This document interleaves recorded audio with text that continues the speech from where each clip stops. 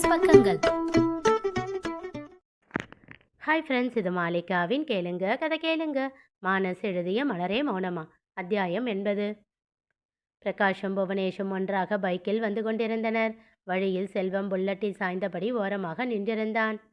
என்னடா செல்வம் மச்சான் நின்றுகிட்டு இருக்காரு, இங்க என்ன பண்றாரு?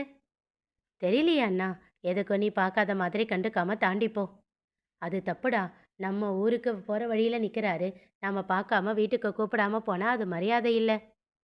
சலித்து கொண்டான் புவனேஷ். பிரகாஷ் கண்டுகொள்ளாமல் செல்வத்தின் அருகில் சென்று பைக்கை நிறுத்தினான். அவர்களை கண்டு புன்னகைத்தான் செல்வம். வாங்க மாமா, வாங்க மாப்பிள்ள, நல்லா இருக்கீங்களா? எங்களுக்கு என்ன மச்சான், ரொம்ப நல்லா இருக்கும் என்றான் புவனேஷ் நக்கலாக. அவன் கையை அழுத்தி அவனை தடுத்தான் பிரகாஷ். அப்படின்னா ரொம்ப சந்தோஷம் என்றான் செல்வம் பதிலுக்கு நக்கலாக. அதில் பிரகாஷ் யோசனையாக பார்க்க புவனேஷின் முகமோ சிரித்து போனது. இந்த பேச்சை நிறுத்திவிடும் பொருட்டு, என்ன மச்சான் இந்த இடத்துல நின்றுகிட்டு இருக்கீங்க என்றான் பிரகாஷ். ஒருத்தனை பார்க்க வெயிட் பண்ணிக்கிட்டு இருக்கேன். இங்கேயா, இந்த ஊர்லையா? இல்லை, ஆள் உங்கள் ஊரு தான், இந்த பக்கமாக வருவான், அதான் இங்கே நிற்கிறேன். என்ன விஷயம்? பிரகாஷ் மட்டுமே பேசிக்கொண்டிருக்க புவனேஷ் அமைதியாக அவர்களை பார்த்து கொண்டு இருந்தான். ஒன்றும் இல்லை மாமா, எங்கள் வீட்டு நகை ஒன்று பத்திரமா பார்த்துக்குவான்னு நினச்சி அவங்ககிட்ட கொடுத்து வச்சுருந்தோம். ஆனால் பாருங்க, அவனுக்கு அதை சரியாக எப்படி வச்சுக்கணும்னு தெரியல போல, சேதாரமாக்குறான். நகை நம்மக்கிட்ட தானே இருக்குது, ஆட்டம் போடலாம்னு நினைக்கிறான். அதான் அவனை பிடிச்சு செவிலியே 2 பொலேர்னு வச்சு கீழே தள்ளி நெஞ்சில் ஓங்கி மிதிச்சா என்று விட்டு புவனேஷை ஒரு பார்வை பார்த்தான். அவன் முகத்தில் பயமும் அதிர்ச்சியும் அப்பட்டமாக தெரிந்தது. செல்வம் தொடர்ந்தான். ஒன்று பொருள் நம்மளது இல்லைன்ற பயத்தில் ஒழுங்காக இருப்பான், இல்லை நம்மக்கிட்ட இருக்கிற பொருள் நம்மளது தானே, நாம் தான் பத்திரமா பார்த்துக்கணும்னு நினச்சி ஆசையாக வச்சுக்குவான். எது நடந்தாலும் நமக்கு சந்தோஷம்தானே. இதுவரை கடுமையான குரலில் கோபமும் எச்சரிக்கையும் கலந்தபடி கேட்டுவிட்டு இப்போது குரலை தழைத்து கொண்டு, என்ன மாமா, நான் சொல்கிறது சரிதானே என்றான். தன்னையும் மீறி தம்பியை ஒரு பார்வை பார்த்துவிட்டு, சரிதான் மச்சான் என்றான் தடுமாற்றமாக. அதான் வார்னிங் கொடுக்க வெயிட் பண்ணிக்கிட்டு இருக்க. இதுக்கு மேலேயும் இது தொடர்ந்தா நம்ம நகையை நாமளே வாங்கிட்டு போயிடலாம்ல மாமா. அதெல்லாம் எதுக்கு மச்சான், அதான் நீங்கள் சொல்கிறீங்கல்ல, கேட்காமலா இருக்க போகிறான்? ஆமாம் மாமா, கேட்காமலா இருக்க போகிறான்? கேட்கணும், கேட்டுதானே ஆகணும். இல்லைன்னா இந்த கோமாளின்னு நினச்சவனை வேற மாதிரி பார்க்க வேண்டி வரும்னு அவனுக்கு தெரியணும்.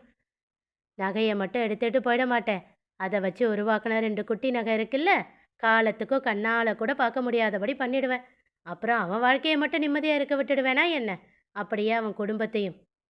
கை காப்பை ஏற்றிவிட்டு மீசையை முறுக்கியபடி புவனேஷை ஒரு பார்வை பார்த்துவிட்டு சிரித்து கொண்டே பிரகாஷிடம் கேட்டான். பிரகாஷிற்கு உள்ளுக்குள் அள்ளுவிட்டது. பதில் எதுவும் சொல்ல முடியாமல் மிடறு விழுங்கி நின்றான். அந்த பேச்சை மாற்றும் பொருட்டு, வீட்டுக்கு வாங்க மச்சான் என்றான். ஐயோ இருக்கட்டும் மாமா, நீங்கள் 2 பேரும் ஏதோ வேலையாக போகிறீங்க போல, நீங்கள் கிளம்புங்க. நான் அவன் வந்தால் வார்னிங் கொடுத்துட்டு நானும் வீட்டுக்கு போகணும். மலர் தனியாக இருக்கும், நான் பார்த்துக்குவேன்னு நம்பி அக்னி சாட்சியாக என் கை பிடிச்சு வந்தவ, அவளை நான் தானே பார்த்துக்கணும், அப்போதானே நான் மனுஷன் என்றவன் இப்பொழுது பார்வையை புவனேஷிடம் நிலையாக வைத்தான். நான் சொல்கிறது சரிதானே மாப்பிள்ள என்றான். ஆமாம் என்றான் மெல்லிய குரலில். சரி, நீங்கள் கிளம்புங்க என்றான் செல்வம். கிட்டத்தட்ட அவன் பர்மிஷன் கொடுத்தது போல் தோன்ற விட்டால் போதும் என்று இருவரும் அங்கிருந்து கிளம்பினார்கள். யாரும் இல்லாத இடத்தில் ஒரு ஓரமாக வண்டியை நிறுத்தி புவனேஷை இறங்கச் சொன்னான் பிரகாஷ். அடுத்த நொடி அவனிடம் கத்தத் தொடங்கினான். சொல்ல சொல்ல கேட்காம ஆடிக்கிட்டு இருந்தல்ல, இப்போ சந்தோஷமா? அண்ணா, அவன் உன்னைத்தான் சொன்னான்னு உனக்கு புரியலையா? காட்டமாக கேட்டான். அமைதியாக நின்றான் புவனேஷ். இங்கே பாருடா, அவன் கோபத்தை தாங்குற அளவுக்கெல்லாம் நமக்கு சக்தி கிடையாது. அதை விட குடும்பமானம்னு ஒன்று இருக்குது. நம்மளை மிடில் கிளாஸுக்கெல்லாம் பணத்தை விட அதுதானே அதிமுக்கியமாக இருக்குது. அதையும் புரிஞ்சு நடந்துக்க. இல்லை அவன் பேசின பேச்சை பார்த்த இல்லை, சந்தி சிரிக்க வச்சுடுவான்.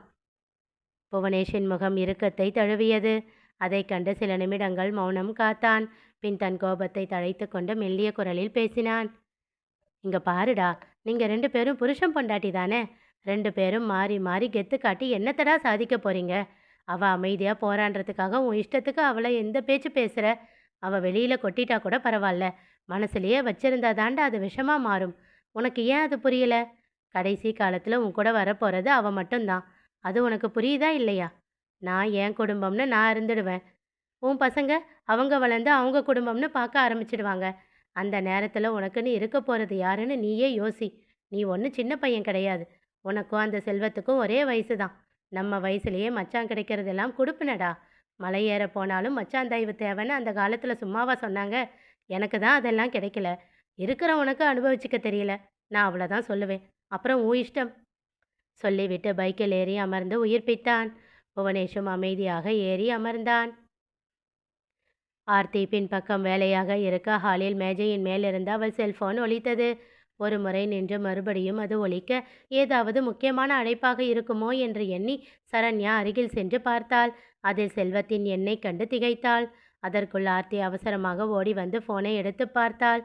செல்வம் என்று கண்டதும் அதை சரண்யா பார்த்து விட்டாள் என்றதும் அவளுக்கு பயம் வந்தது. என் அண்ணன்கிட்ட உங்களுக்கு என்ன பேச்சு என்று சத்தமிடுவாளோ என்ற பயத்தோடு அவள் முகம் பார்த்தாள்.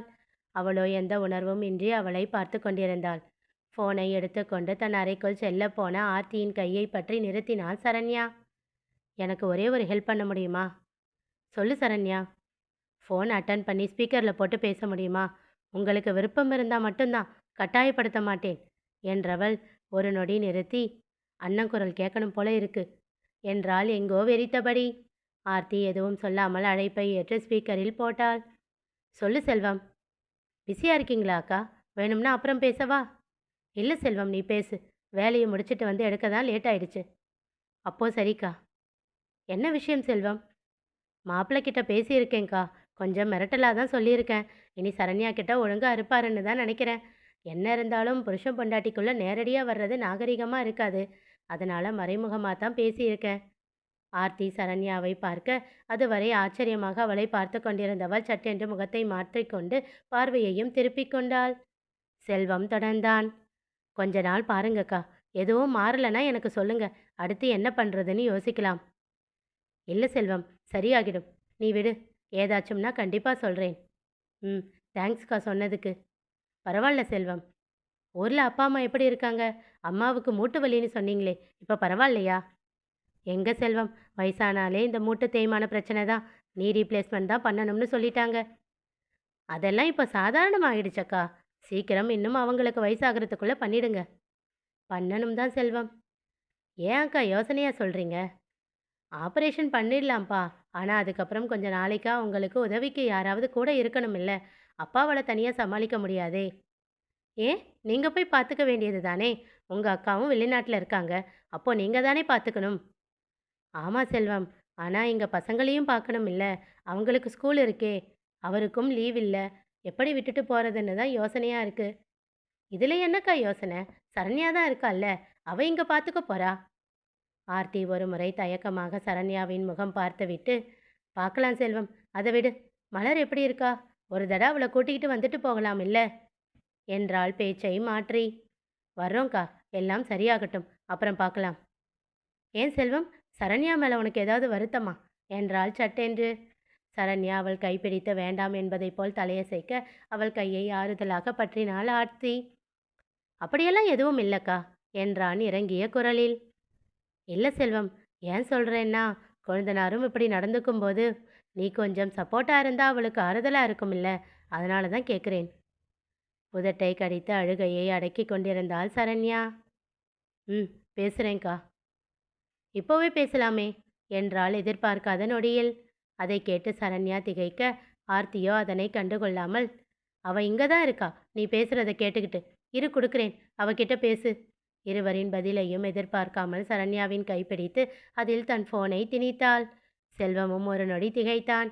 பின் மெதுவாக பாப்பா என்றான். அதை கேட்ட நொடி அடக்கி வைத்திருந்த அழுகையெல்லாம் சேர்ந்து முட்டித்தள்ள வெடித்து அழுதாள் சரண்யா.